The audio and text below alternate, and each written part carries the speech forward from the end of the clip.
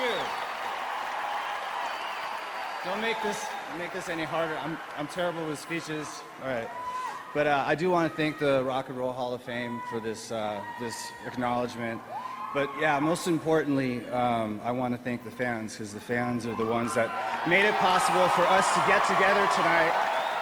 The fans have been there since the beginning. We've got new fans that have never seen the original lineup, and they're still rooting for us. But I also want to take a second. I got to give credit where credit's due. I got to thank my wife as well, because when all the drama was going on, I started to succumb to, like, you know what, fuck it. She said, you know, just go do it for the fans. And I said, you know what, you're right. So I got to give her credit. And then also, I want to mention a couple people who were really responsible for taking this derelict, fucked up, dysfunctional band and seeing something in it and going to the mat to get us signed and get us out there. And that was Tom Zutot and Teresa Ensenat from Geffen Records. Early on, it was Vicky Hamilton, who tried to manage us with all her heart. And ultimately Alan Niven, who was the guy who was really the one that helped pull it all together and get us out there. We became the band that was born to lose, that actually made it. So I want to thank all of them, but thank you all, and let's go play. Welcome to another Road to Hollywood. Thank you so much for tuning in. We've got a very special show, and just that indication right there, it's all about Guns N' Roses going forward, going back. We've got some special guests in the studio, and we're going to be talking about what they're doing today. As Slash mentioned right there, someone very instrumental in the early days of that band coming together and becoming what they became, and that is their original manager. Welcome, Vicky Hamilton, the Road to Hollywood. Thank you. Thank you so much for coming in. And we have the walking encyclopedia. Of course, he grew up with Slash. He can tell you stories like no one other. He is the author of the book Reckless Road. He is a fixture in Hollywood, and we're proud to have him to tell us all the great stories about Slash and Guns N' Roses development. He is Mark Cantor. Welcome to the show. Hey, thanks for having us. Well, let's get right into it. We just saw the guys last year get inducted to the Rock and Roll Hall of Fame, and we knew it started in a whole nother level. Vicky, why don't you tell us a little bit about when you first met the band? Who called who? Where did you see them? Tell us about the original meeting and what you saw in them. Axel called me when I was working as a booking agent at a place called Silver Lining Entertainment, and said that I came highly recommended, and he wanted me to book some shows for them. But at the time they were Hollywood Rose, and I was like, okay, cool, send me a CD, I'll check it out. And he's like, no, I want to come down there and play it for you. And I'm like, well, that's kind of impossible. And he's like, why? And I'm like, well, I don't have a stereo down here. And he's like, well, I'll bring a ghetto blaster and play it for you. And I laughed, and I was like, okay, come on down, you know. So a few hours later, he and Izzy showed up, ghetto blaster in hand, and played me demos that were some of the songs that ended up on Appetite for Destruction. And I booked them sight unseen. They were pretty amazing, you know. So that was the humble beginnings. They played you songs. You said, okay, you can play, and basically you saw something in them. First time you saw them, that you said, hey, these guys really got something. And how did it all gel from there? Well, I mean, you could hear it on the tracks. It was like, at that point in time, Hollywood was very sort of glam, pop, rocky, and there was just something sort of dangerous about Guns N' Roses, and it sounded a little more serious, and I loved the sound, and it only got better from there. And was it all 5 members, or how soon did it come together to the group that we know? No, Chris Webber was the guitar player then, and I think it was a different drummer as well, but it was Izzy and Axel. I'm not sure if Duff was in yet or not. Mark probably knows more than that. Duff wasn't in yet. That was still Hollywood Rose. Yeah. Well, again, we got the fact checker in the house here. So Now, we know you go way back before this, Mark. So tell us again the first time you met Slash and the friendship you developed and what you saw in him as a early kid. Well, I actually met Slash. We went to grammar school together, probably in the 1976, like the 5th grade. And he was actually trying to steal my motorbike that was parked right in front of a KFC on 3rd and Fuller in Los Angeles. And then he looked inside and kind of recognized me from school, but we didn't know each other, but he had seen my face. So he figured rather than try to steal it, maybe he'll just make friends with me and I'll let him ride it. So he went that route and it worked out. We became friends. Turned out we only lived a block away from each other. And we started hanging out and riding bicycles together and, BMX. And his drawings were really good back then. I noticed that he had talent with that, and he had talent on his bike. He hadn't started playing guitar yet. And a couple years later, when he picked up the guitar, that's when we saw that right away there was a lot of feel coming out of him, and we knew that that was going to be his calling. So I started documenting him, back 1980, 1981. Now, did he have musical training before that? Was he playing any instruments before guitar, or was that the first? No, he actually went to take bass lessons. He thought he wanted to play the bass, and his guitar teacher, Robert Wallen, said, well, the bass has 4 strings, the guitar has 6, and so he took guitar. He figured there'd be more of a challenge, more sounds can come from this. And he took lessons for about 3 months, I think, just to learn the basics. Mm-hmm. And then he just took off with it. He just, was self-taught based on what Robert had taught him, and he just knew how to take it from there. And before he could play fast, it didn't matter. The notes he was choosing to play were, like, I would play rhythms. He'd come to my house. We'd plug into our pig nose, and he would go off and start playing leads. And it was just ripping a hole in my stomach. I'd get chills. Yet it wasn't, it wasn't shredding leads. It was just like, Eric Clapton, very slow, but a lot of feel. So you had soul from the beginning, and you guys weren't playing other people's songs? This was just kind of jamming? No, just jamming, blues, riffs. I'd play riffs, blues riffs, and he would just rip away at them. And, I enjoyed hearing him, so I would play that just so I could hear him, doctor it up a little bit. But soon after that, he started a band, and they'd play cover songs, a couple originals. They never really had a singer. They were called Titus Sloan. And then, at some point, they were looking for a real singer. They got somewhat like a childhood friend to sing, but he wasn't really pulling it off, and it wasn't working. They never played any clubs, only some parties. Then Slash decided he wanted to go and find, like, a singer that had been played played the Starwood or the Troubadour or somewhere like that, and bumped into Axl on the way and Izzy, and they wanted to join that band or join together. And I think at that time we went to see Rose. Rose went from Hollywood Rose back to Hollywood Rose, and when I saw them with Slash and Steven, I don't know if they were Rose or Hollywood Rose, but I know one thing, like a week later, Slash and Steven Adler joined, and they then called it the New Hollywood Rose. They did about 4 or 5 gigs over 4 months, and then, Izzy, by the way, left the band right away. He was in the band a week and then quit to join a band called London. But then after Hollywood Rose fell apart in the end of the summer of 1984, Axl had joined up with Tracy Guns and LA Guns and did a couple gigs with them. Slash was looking for a band and eventually found Black Sheep in May of 1985, so it took him a while to find a band. And Izzy and Axl ended up doing like a reunion with Tracy, and it was a side project. It was Hollywood Rose and LA Guns going to join together and make a side project, like one of those power station bands, and they decided to just call it Guns N' Roses. But Chris Webber did the first show.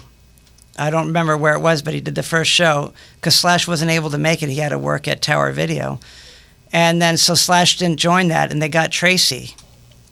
I'm sorry, there was a Hollywood reunion show that Chris Webber played, and Slash couldn't make it. And then right after that is when they put together Guns N' Roses. And Chris Webber wasn't offered it because it was part of Tracy and Rob Gardner, who was the drummer from LA Guns, joined up with Izzy and Axl. They found this bass player named Uli. He only stayed for 1 gig, and then Duff was living right across the street from Izzy, somewhere near where the Coconut Teaser is, I believe, like right off of Laurel Canyon. And what happened was they got Duff to join. So Duff joined and played maybe 2 or 3 gigs. And Duff booked a tour to Seattle because that's where he was from. And Tracy and Rob were like, where are we going to stay? Where are we going to eat? Because they were like, they always grew up in homes and went to school. And Axl and Lizzie were on the streets looking to join bands. So it wasn't really, they weren't going to go to Seattle. So basically what happened was the remaining members went to that Black Sheep gig at the country club. It was May 31st of 1985 to persuade Slash after the gig to join their band because they had a band a gig booked at the Troubadour on June 6th, which was a week, the following week, and a tour booked in, Seattle June 8th is when they were going to head out there. So Slash and Steven joined. And Rob and Tracy were out, and there you have the Appetite for Destruction lineup. But Duff actually told me recently that if Slash had not joined, he was on his way out. It's not that he didn't like Axl and Lizzie, something just wasn't keeping him there, and he was just thinking about leaving. But once Slash and Steven got there, it sucked him right in, and they had the musicians they needed to make that lineup work. And the first song that lineup actually wrote together was Welcome to the Jungle, and that debuted at the Troubadour July 20th of 1985. And it seemed like every month a new song would come. So that was the first song they did together? The first song that the Appetite for Destruction lineup wrote together was that. Now, I heard the first song Guns N' Roses did together was Don't Cry, that Axl and Izzy had written when they first put the band together.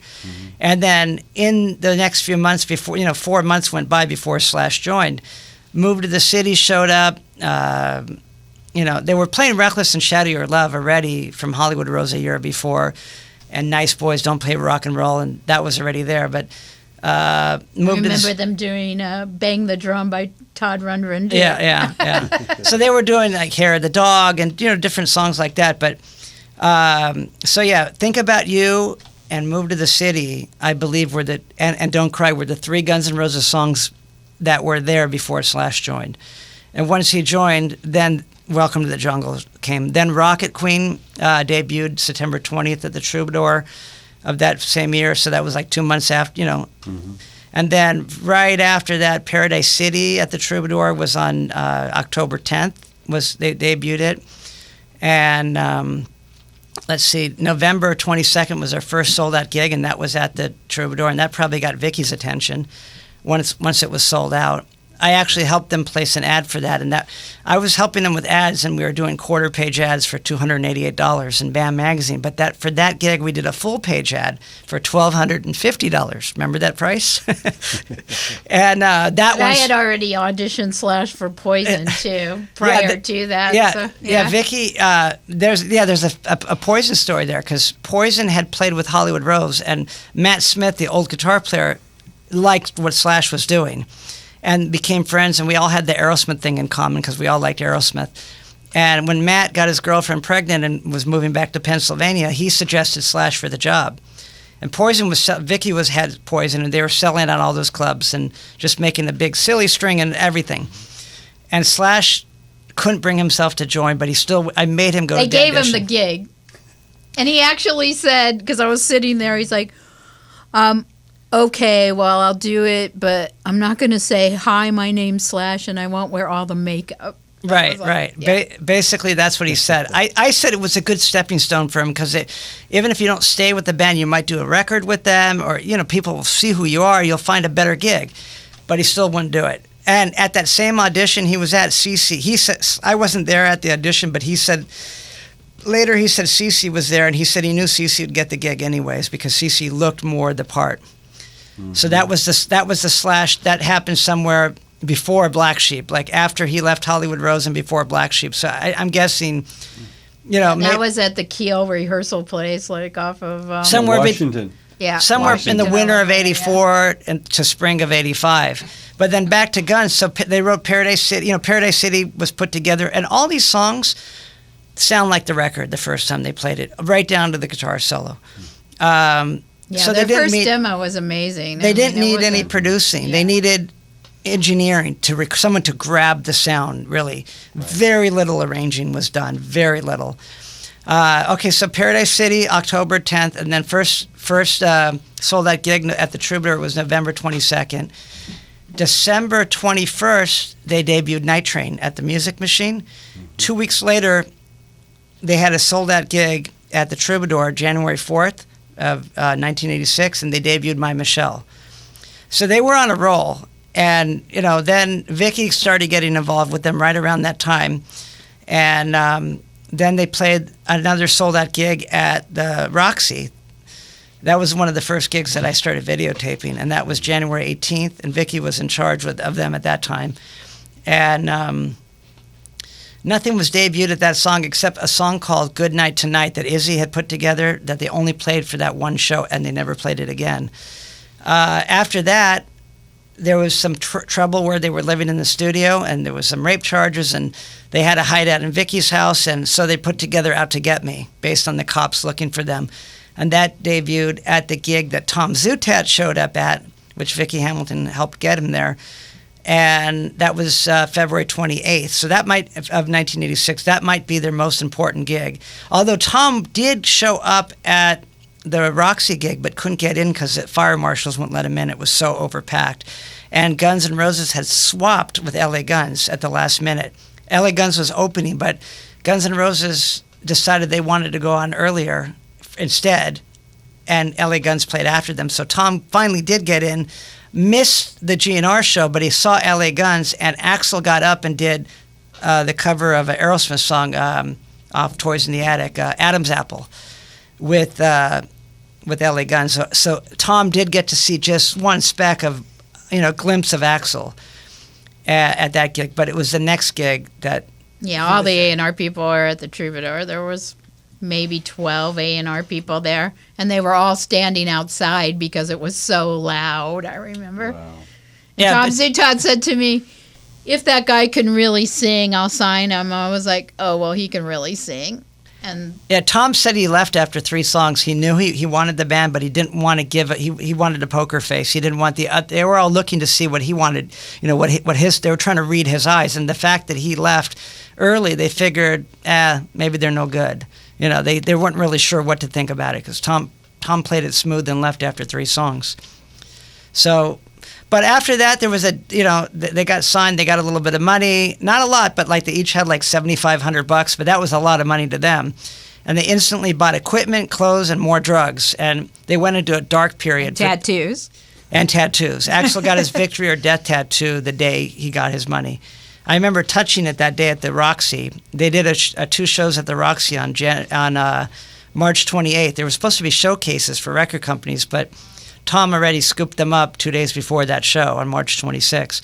But anyways, Axl had the victory or death tattoo, and I remember rubbing the scab on it. They blew through their money. They became dark. It was a dark period. Nothing got done songwriting-wise except You're Crazy was debuted at a little club on Hollywood called Raji's. It's no longer there. Sure. And they played that in the dark. There was no lights on. It was just completely dark. I tried to videotape it, but you couldn't really see anything. They debuted at that show, and then they got then they went back into their dark zone, and they got very creative in August. And they came up with Brownstone and Sweet Child of Mine. And I'm telling you, pretty much note for note, like how the record sounds.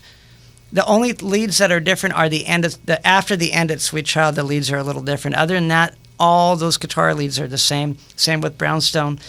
And they debuted in another song that night it was August 23rd at the Whiskey, called Ain't Going Down. That only made it on the Pinball Machine that they released in 1994. It was recorded for Use Your Illusions, but it became an outtake, and that was that. After that, they went into pre-production. That's when Tom Zutaut said, okay, now you could record, because he was looking for one more song, and they gave him Brownstone and Sweet Child. That was it.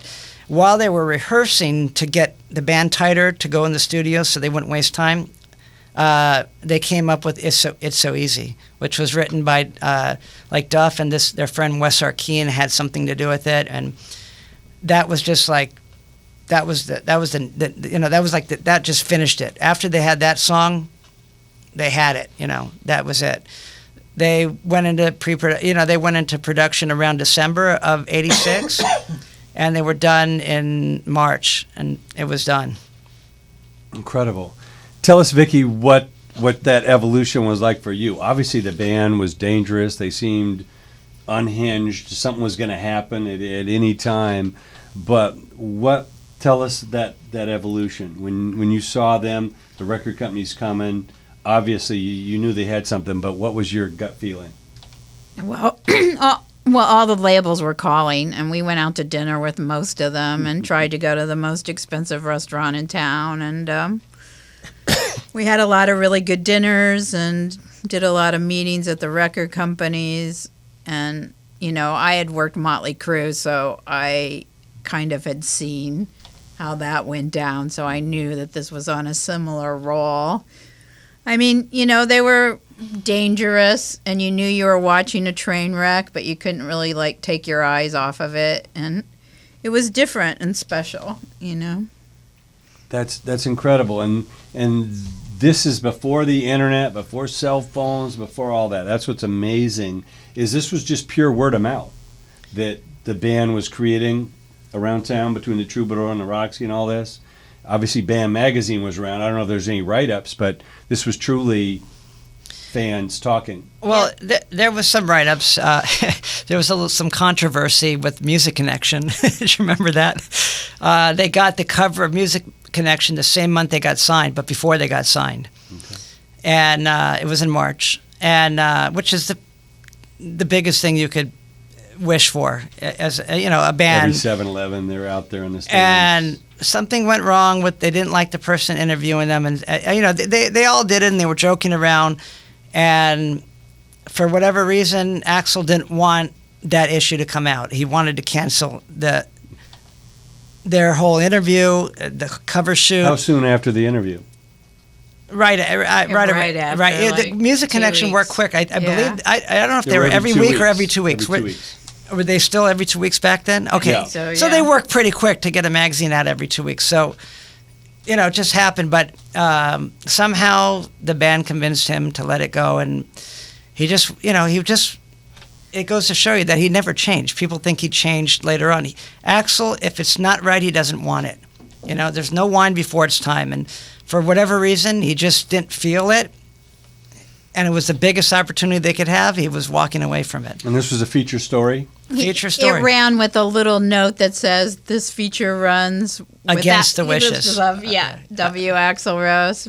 Wow. But then Axl got to write a rebuttal for the next issue that they printed in the little letter section about I forgot what it said, but I remember he wanted to discredit me completely, basically. So. I don't remember what it said, but it goes to show you that that's where Axl's always been the same person. He has never changed. Mm-hmm. He's exactly who he is. It's what his tattoo says. It's victory or death. There's nothing in between. There's no compromise.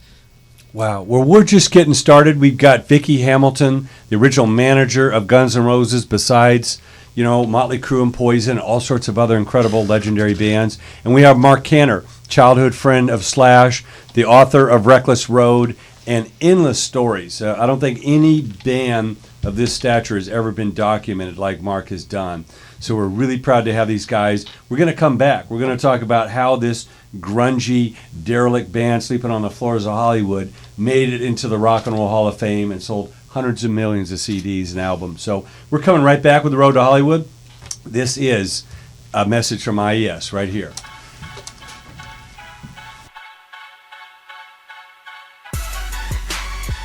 Hey, what up? This is Corey from Slipknot. This is Matt Sorum from Velvet Revolver. What's up? It's your boy Mac 10. Hey, this is Mike Inez from Alice in Chains. What's up? This is Be Real from Cypress Hill. What's up? I'm Sean from Yellow Card. It's your boy Warren G. I'm Brooks Wackerman from Bad Religion. Hey, yo, this is Method Man. This is Mick Jones, Foreigner. I got a question for you. Are you serious about moving your creative career forward? Then you need to be at IES. If you're a musician out there, you got a band, you want to rock, Don't sit down on your ass and wait for someone to knock on your door. You can do it yourself. Don't wait for nobody. Do your thing, man. You know, life is short. You only live once. Totally independent, and I love it. Everything's important about the indie world. It has been for a long time. You got more control, and you make 10 times as much money. 10 times more money. Don't wait for the record label. Do it yourself. People need to hear the music that's in your head, that's in your fingers, that's in your heart. So get out there and let's hear it. Because of the internet and because of the greed of those old school executives at these record companies, the power is now in your hands, artists. Take back your art and don't sell yourself cheap or short to anyone. If you believe in your music, if you believe in your gift, if you believe what God has given you, make sure you go to IES, show the world what you got. It's going to be going down here in Los Angeles, and it's something that gets all you independent artists getting going on that drive, doing what you guys got to do, man. Be independent. Don't be afraid to be independent. You got to be a part of doing you first, and that means independence. I implore you to go to the IES, the Independent Entertainment Summit, and do your thing. If you think you know what you're doing in this music business, I don't care who you are, there are things you will learn. The indie way is the way, you know. The large corporations have basically disintegrated. They're looking to the indie community to create the music and create the genesis of what's going to be the next environment. If you started a new band and you're having a little bit of trouble figuring out where to go next or what you should be doing, who you should be talking to, whether you need a record label or how to get your music distributed, you need to go to the Indie Entertainment Summit. That's the place where you go to meet industry panel experts. They're going to tell you everything you need to know to get you where you want to be. For me, I spend all of my days and months going around the world educating musicians on how they can better actually release their music and market their music. Part of my mission, it's part of the way that we can grow the music business. So I'm going to go at all the important summits that I can go to, and the Indie Entertainment Summit is going to be one of the places that I'll be. You want to be educated? You want me to help educate it? You better be there. If you rap, sing, dance, model, DJ, or act, or like myself do comedy, you can't afford to miss this conference. You're trying to do your thing in this business, and you're tired of waiting on somebody to help you. And August coming to LA, the Indie Entertainment Summit. You know what time it is, man. It's that time, Rolex time. Chasing cash, get money, take care. Shout out to Hit Boy, G-Rock, Might Make a Mess, Stacy B, and Circa. And we here with the Indie Entertainment Summit, man. Y'all need to be here, man. It's in LA in August, man. Beautiful people here, man. Dropping knowledge, dropping gems about this new way to pursue this music and a new way to get this money, man. It's the Indie Entertainment Summit. That's the IES, baby. Very important place to be if you want information to take things to the next level. You may not have access to the internet. It's okay too. Go there. You have an opportunity, IES. Write it, rap it, produce it, mix it, arrange it, rap it, sell it. That gives you the power. Every second that you're sitting on your butt waiting for something good to happen, your competition is passing you by. So if you got a dream, go and fight for it and support Indie Entertainment Summit. I need y'all to come out to my city and represent with the Entertainment Indie Summit. It's going down August 1st through the 5th. If you're an independent artist, you're an independent label, you want to get your music out there, you want to network, come out to Los Angeles.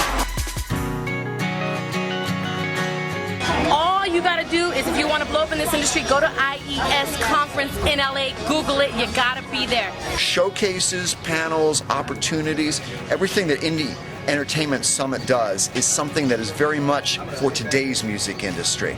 We know how it used to be, but we don't know how it's going to be tomorrow. But I think the Indie Entertainment Summit is going to be an opportunity for motivated, ambitious professionals to meet each other.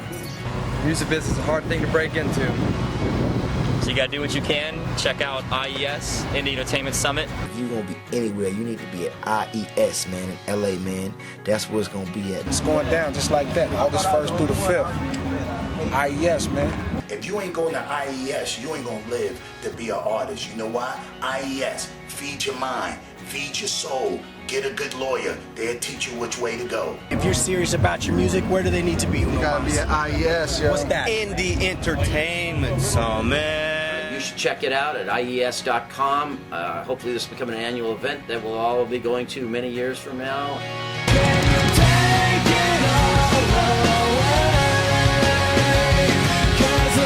You need to be me out to IES. That's IES, baby.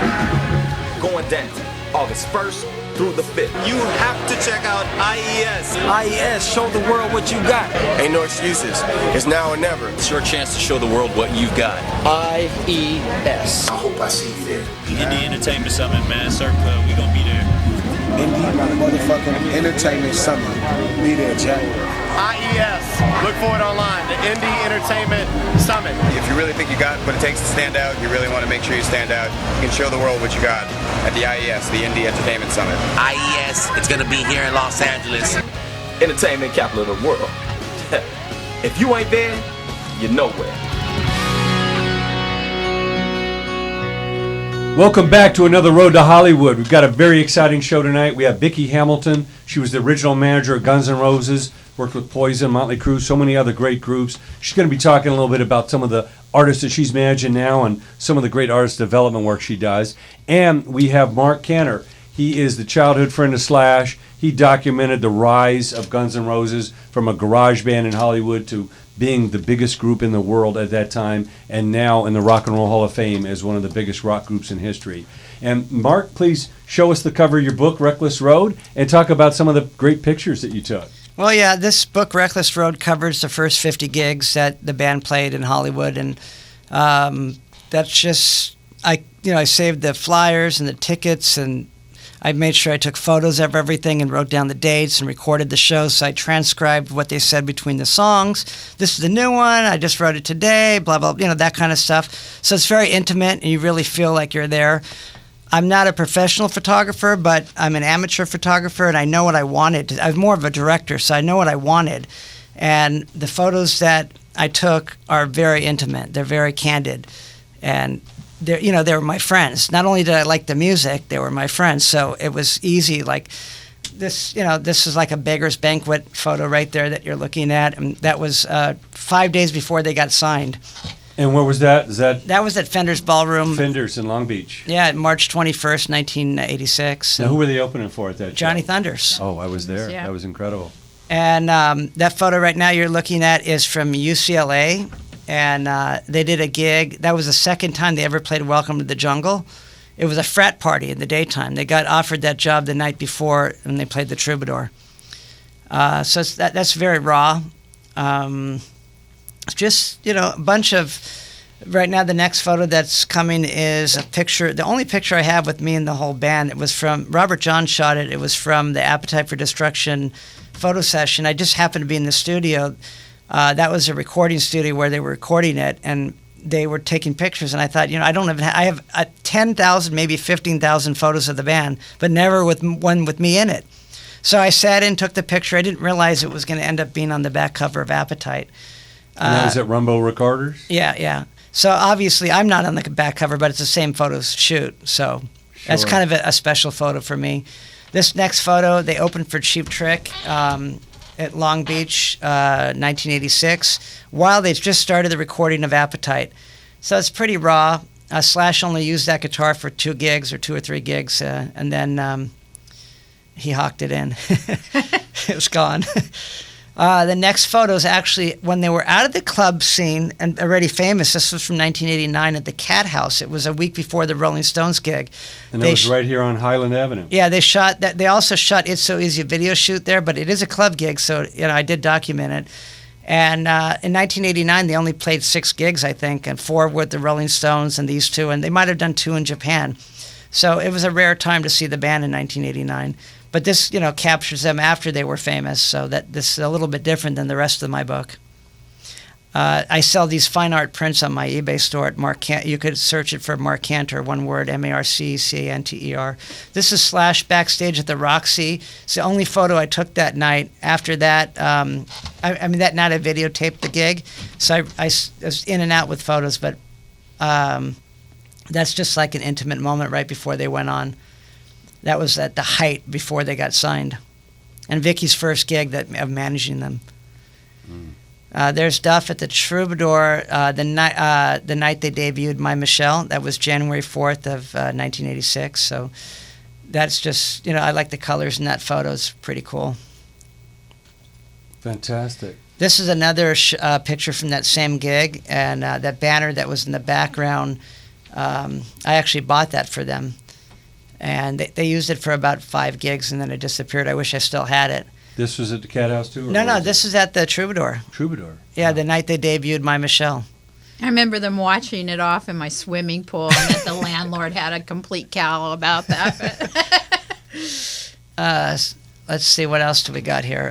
There's a picture of the Troubadour coming up. That was from, I believe that was from their first sold-out gig in November 22nd of 1985. It just shows basically the crowd of people, waiting in line to get in for that sold-out gig. Not too many people would think to take a picture of the sign and make sure they get the crowd, but I was a little bit compulsive, so that was part of my documenting. This photo that's coming now is the first time they played the Roxy. They only played for 20 minutes because the band was a little bit late going on. They had to sell 100 tickets, which was ridiculous.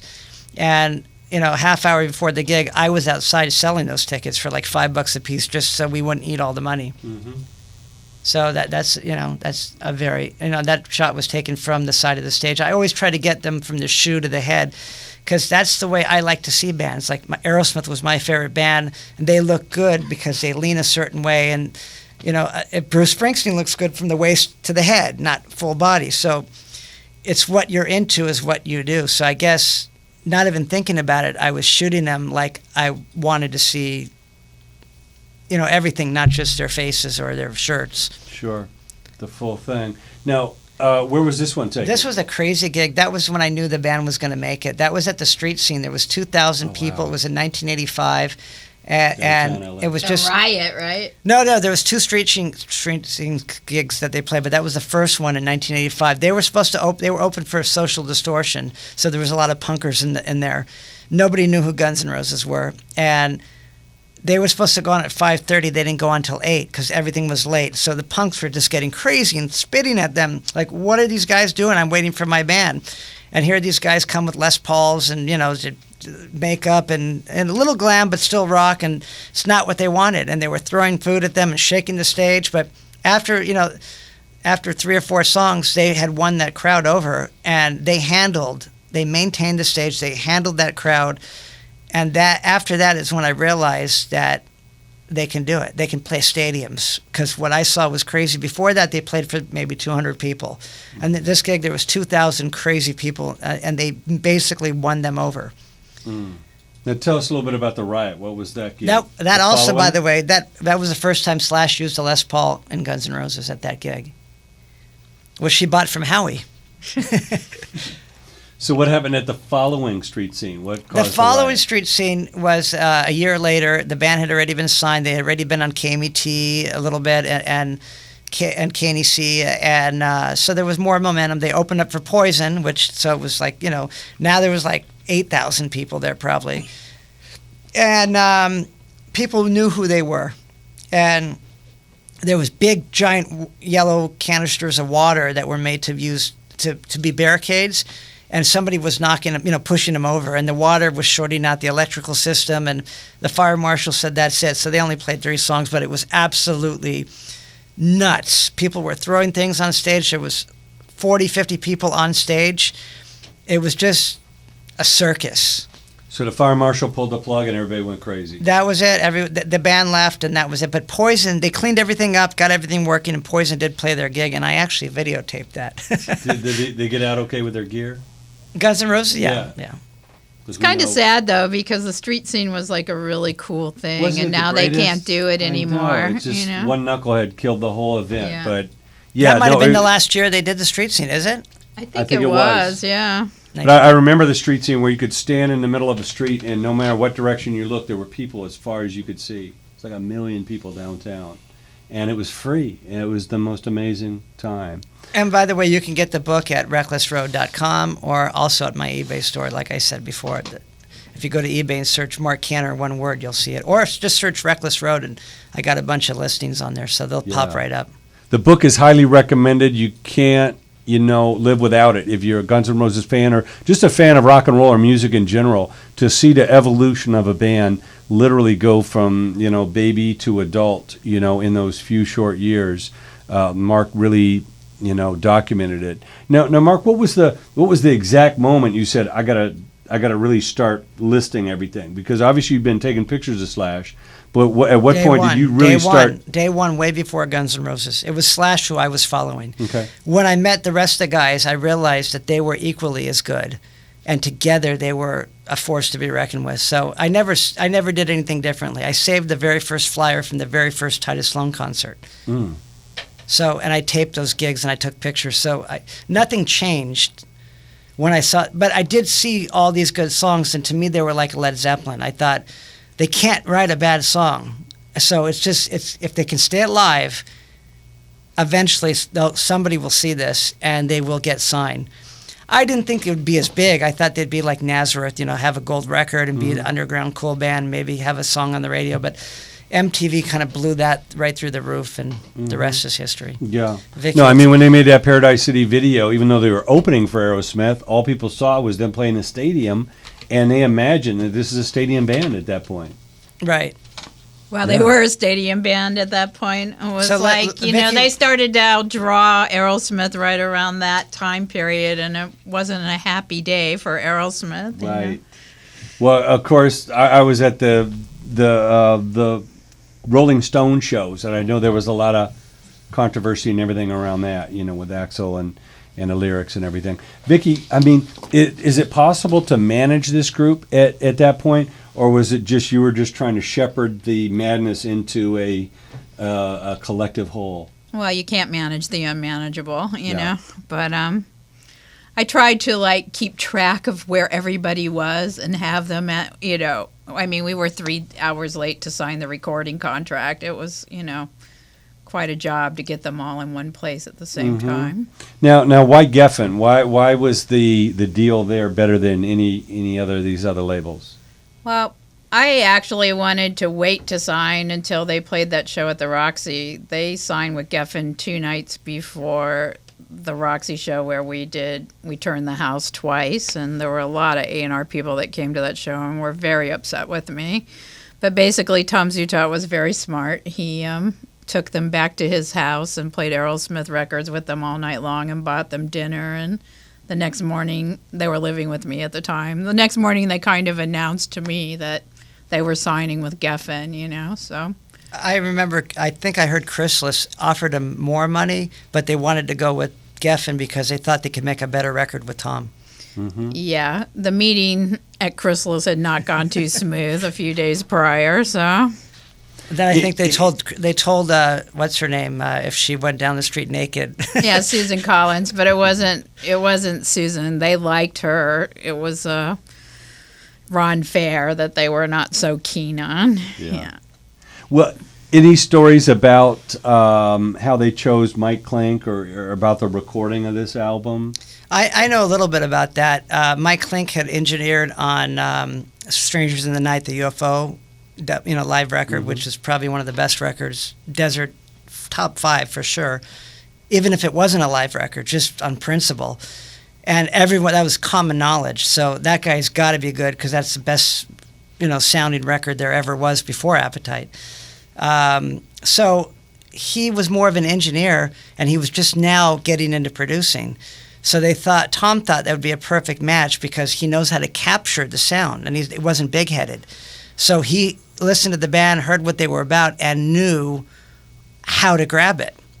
So he was an engineer. I don't know if he actually engineered it also himself. I think there actually was an engineer, but he oversaw it, and he made sure it was sounded the way he would have done it himself. So that's why it worked so well with him. So essentially, a lot of these songs, as they were written, pretty much were there ready to be recorded. He just captured the best sound of the band. He was smart and didn't get involved. In the 60s, they would have tried to rearrange everything, and bands didn't have that control, but Guns N' Roses did because they wrote good music that didn't need producing; it needed engineering. Mm-hmm. That's amazing. The music business changed so much since then. Again, our guests today are Vicky Hamilton, the manager of Guns N' Roses. We're talking about them becoming the band, signing the deal, and becoming, the history-making group that they were. before everything imploded. And Mark Canner was right there. He was documenting his friend Slash. He had all the photos, the videos, the stories, the ticket stubs, and the flyers. And we're real excited to have them here tonight. We're going to take another little break, talk to some of the attendees at IES this year, where we did a very special documentary performance with Stephen Adler. We did the case study of a success story on Appetite for Destruction. And we're going to come back. We're going to find out what Vicky and Mark are working on today and some of their advice for bands coming up today that hope and dream and wish they're going to be the next Guns N' Roses. Coming right back on the road to Hollywood.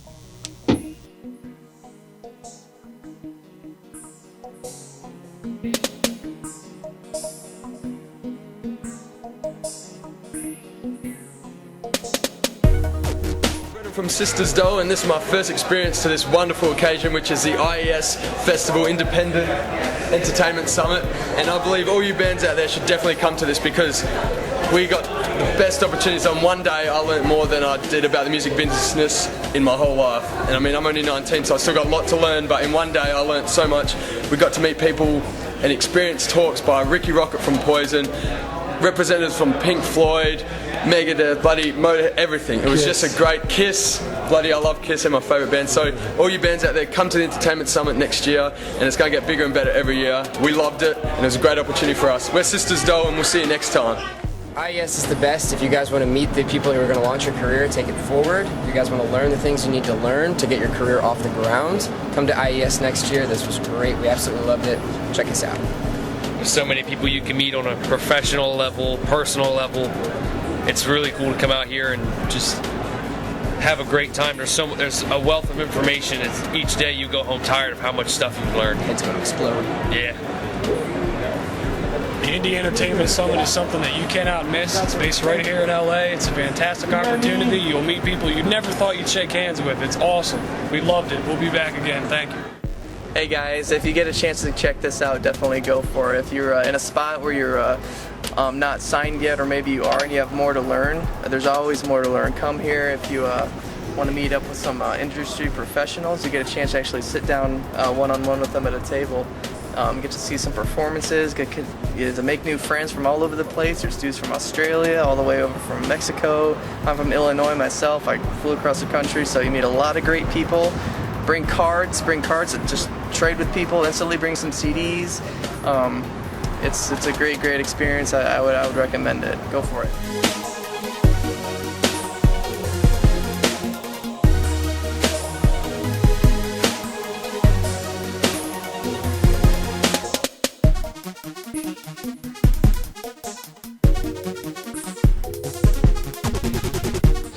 G'day LA, it's Gillian here from the manager from Sisters Doll. We've just come in from Australia for this fantastic IES seminar. It has been brilliant. Where are you? You must come here next week. We have had so much success from being at this seminar. We have met legends. We've had some great advice from people from Pink Floyd, from Guns N' Roses, from Jimi Hendrix's brother to Kiss. We've had a ball. Make sure you're here next year. You'll be silly if you miss out. Thank you. Thank you, Jay. Thank you, America. I love America. Hey everybody, this is Nicole Rachel. I'm here at the IES and I'm loving it. I'm loving the energy, the knowledge that I soaked up by big people in this industry, and they have taught us so much, and I'm just very thankful to be here. And the world is beautiful, beautiful place to be when you have people to support you being an underground artist, an indie artist, and I just want to say thank you to everybody and have a blessed day. Much love.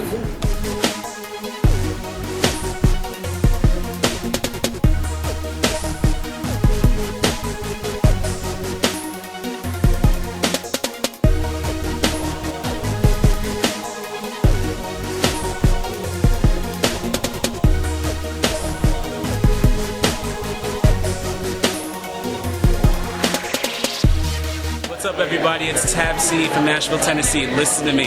Indie Entertainment Summit is where it's at. I came here. I learned how to grow my fan base. All right. I had one-on-one meetings with industry tastemakers. These guys, I'm telling you, they've done big things. So if you're not at IES, you're not anywhere. It's like getting a PhD in the music industry direct from the people that are making it happen. So you've got to do one thing. One thing right now is register for IES. Make sure that you're informed, and I'm going to see you here next year. I watched the faker grow. The world is a mirror. I wanna know, is this a real world? I wanna know you will.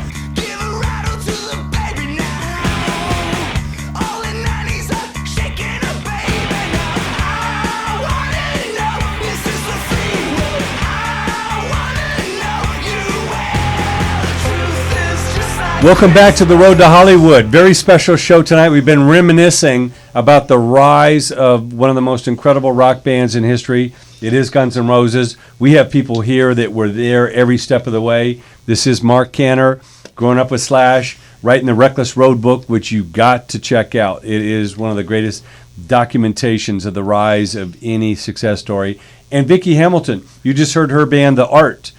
And she is now managing a few bands. She also does artist development. So if you guys are in a group and really want to have somebody work with you to develop what you have, she was right there. Guns N' Roses, Motley Crue, Poison, some of the greatest rock success stories of all time. Live from the Sunset Strip. Vicky, tell us a little bit about some of the bands and what you're doing today. Well, that band that you're holding in your hand is The Art. They're from Sydney, Australia. They just got done touring with Faster Pussycat all over the United States. Then they went back to Australia and played the Stone Festival with Aerosmith and Van Halen. And they did some dates with Buck Cherry as well and Richie Ramone. And they're getting ready to go to Europe with Faster Pussycat this summer. So they're Great. kind of well on their way. And the band we heard at the top of the show, what was that? They're called Lucid Dream Factory. They're my baby band, and they're kind of a dirty pop rock band. And I'm just now interviewing producers to put together their demo. But everybody that hears it loves it, and I'm really excited about how that's going to go down. You know, we're getting ready to make a video for the song that you heard, Forever 21, and you know, they're a fun little band, and they're all under 25, so and very cute. All the girls like them. So. Well, that's great. You know, we're all about the development of artists. You know, we put IES together because, you know, so many of those old-fashioned music conferences have all fallen away with the major labels, and now it's about being all you can be independent, and that's why we really bring people together. And you know, we love the GNR reunion last year of just talking about, you know, the making of that classic album. This year we've got the Rage Against the Machine guys, and we're talking about the making of their debut album 20 years later. You know, they made that at Sound City. We've got some very big honorees this year. In our IES Rock Honors, we're going to honor Ozzy Osbourne and Randy Rhoads, bringing some very, very special people to the stage, reminiscing about, you know, Randy's guitar playing and, you know, those iconic albums that launched Ozzy into his solo success. We're also, of course, paying tribute to Black Sabbath, that Ozzy's back in the group, first album in 35 years, and that magic. And also the Foo Fighters and Nirvana. And we're paying tribute to that documentary that Dave Grohl made about Sound City and the legendary music, you know, that those groups it's a made. Great documentary. Yes, we highly recommend it. And Motley Crue. And tell us a little bit about working with Nikki Sixx and that group, you know, because, again, Guns N' Roses was their own, you know, machine. But what was some of the elements, you know, that made Motley Crue was very special to me because it was the first band I worked that I saw go from local hero to, you know, worldwide fame. And Nicky had a very clear-cut vision of what he wanted to do, and, you know, years later, I'm still seeing the things that he wanted come true, so it's pretty amazing. I also want to say that I consult bands, and you can go to my website, VickyHamilton.com, and it's Vicky, V-I-C-K-Y. And I'm working on a musical right now called Glitter Beach, which is about a glam rock surfer dude coming of age. And we're hoping to get a new workshop up this year. And actually, Slash has been trying to help me place it as well. And I gave you another CD of a band called Hillbilly Herald. Hopefully, you'll get to share with them as well. Hillbilly Herald's out with Steel Panther right now, but it's kind of like Slash's darling. And they are going out on the road with him this summer. That's great. Now, we know it's all about the songs, Mark, because you really made a point of when each one of these songs was premiered. You can be dangerous, you can be rock and roll, you can have the hair, the clothes, the guitars, and all that, but you're not going to be remembered if you don't have the songs. So I want both of you to, in closing, tell us a little bit about that advice to the new groups today on, besides writing great songs, what does it take to really stand out and be one of the best? Well, you have to be a great live band and be very entertaining. And today, as a band, you make money on merchandise and playing live shows. So, you know, you want to come up with the killer merchandise that everybody wants to buy, because you're not going to make a lot of money selling records anymore, unfortunately. Yeah, I think you need an image. You need like she said, you have to have a great live band that can hold an audience. But the image is very important. How they dress, how they look, their sound. You know, vocals, lyrics, guitar playing, there's so much into it. A lot of bands will make it just on one of those elements because they get lucky, they're really good at one thing.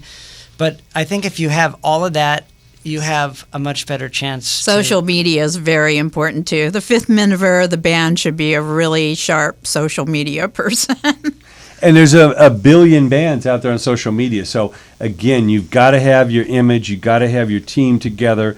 You've got to be relentless. From the live show to the logo, the merchandising, all your concepts, you've got to stand out. You know, the first minute you kick back, there's another band that's hungrier than you that's going to take your spot. And, again, we're so excited tonight to, again, go back in history and talk about the elements that really took this. Again, these scruffy kids from Indiana and West Hollywood and Seattle, and they ended up making one of the most iconic albums that will be listened to for decades from now. And they're in the Rock and Roll Hall of Fame. They're right in there with the Beatles and the Stones and all the great groups of all time. So, again, we appreciate you guys coming in today. We look forward to having all you guys come check out IES again this year. The Indie Summit is where the future of music and entertainment is, and we're so glad to bring it, you know, right here in Los Angeles. So no matter where you are, come check it out, IESFest, FEST.com. And again, thank you so much, Vicky. Thank you so much, Mark. We look forward to having you on future shows and spreading the word on all the great bands and everything you do. And again, go get that book, Reckless Road. Thanks Thank you for so having much. us as well. It's The Road to Hollywood. See you next week.